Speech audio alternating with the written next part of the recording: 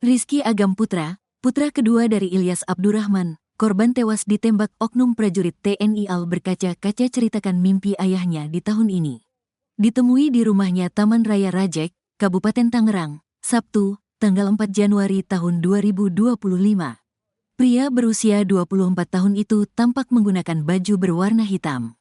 Mata Rizky terlihat berkaca-kaca ceritakan mimpi ayahnya di tahun ini. Rizky menuturkan ayahnya tahun ini ingin melaksanakan haji furoda. Alhamdulillah untuk keinginan ayah saya, memang dari ia merantau dari Aceh, sudah terkabul semua. Alhamdulillah saya ikut senang juga, kata Rizky kepada tribunnews.com.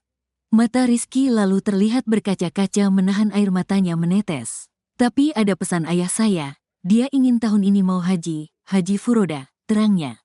Ia menuturkan sang ayah takut tak punya waktu lagi untuk bisa melaksanakan ibadah haji.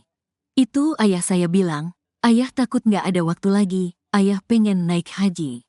Itu pesan terakhir ayah saya, ungkapnya. Kemudian diungkapkannya pada pergantian tahun usahanya milik keluarganya sedang ramai-ramainya. Ayahnya mengirimkan video gembira karena capaian tersebut.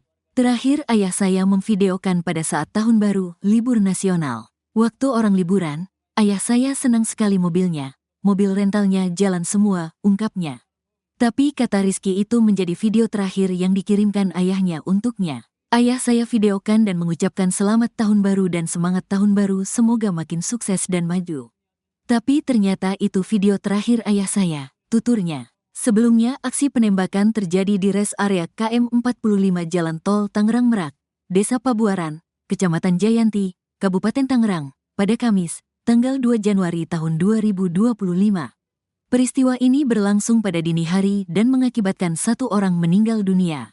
Korban yang tewas dalam insiden tersebut berinisial IAR, berusia 48 tahun. Setelah kejadian, korban dievakuasi ke RSUD Balaraja, Kecamatan Balaraja, Kabupaten Tangerang. Kasih Humas Polresta Tangerang, Ibda Purbawa, mengungkapkan bahwa pihaknya telah melakukan pemeriksaan di lokasi kejadian untuk mengungkap motif dan kronologi penembakan, serta jumlah pelaku yang terlibat. Masih serangkaian penyelidikan untuk mengungkap.